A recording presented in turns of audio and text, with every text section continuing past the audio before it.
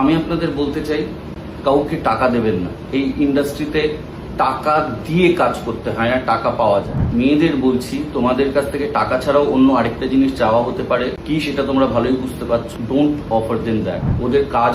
ওদের কাজ হয়ে গেলে ওরা তোমাকে কাজ দেওয়ার যে প্রতিশ্রুতি দিয়েছিল একদমই রাখবে না, ফোন তোলা বন্ধ করে দেবে। কত ঢপের ছবি তৈরি হতো মিথ্যে মিথ্যে কথা দিয়ে।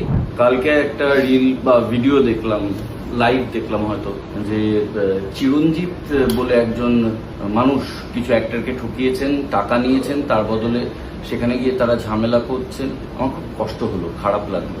না, ওই চিরঞ্জিত বাবুর জন্য নয়, যে মানুষ এতগুলো মানুষের স্বপ্ন নিয়ে খেলতে পারে, তাদের জীবিকা নিয়ে খেলতে পারে, তার এর থেকেও বড় শাস্তি হওয়া উচিত। আসলে আমার কষ্ট হলো, দেখুন আমি স্বীকার করি বা না করি, আমি তো বিজয়গড়ের ছেলে, টালিগঞ্জের অনেকটা কাছে, এবং আমার যেহেতু নাটকের ব্যাকগ্রাউন্ড, বাবা নাটক করতেন, আমি অন্তত ইন্ডাস্ট্রির বিষয়ে অনেক কিছু জানতাম।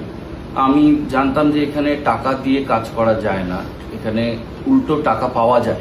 হয়তো 100 টাকা দেবে প্রথম কাজে, খুব কম দেবে, হয়তো যাতায়াত ভাড়াটুকু দেবে, কিন্তু টাকা নেবে না কেউ, টাকা দেবে। কিন্তু আমাদের সময় থেকে আমি আমাদের বন্ধুদের, যারা হয়তো মফস্বল থেকে এসেছে বা দূর থেকে এসেছে বা হয়তো কলকাতাতেই থেকেছে কিন্তু ইন্ডাস্ট্রির খবর অত জানে না, তখন সোশ্যাল মিডিয়া ছিল না, কিন্তু ঠকানোর রাস্তা অনেক ছিল। তখন এখন যেটা উত্তম কুমার মেট্রো স্টেশন, তখন টালিগঞ্জ মেট্রো স্টেশন নাম ছিল। তার বাইরে যে কত ঢপের ছবি তৈরি হতো মিথ্যে মিথ্যে কথা দিয়ে, কত ছেলে মেয়েকে ওখানে জমা করে কত লোক ঠকাতো।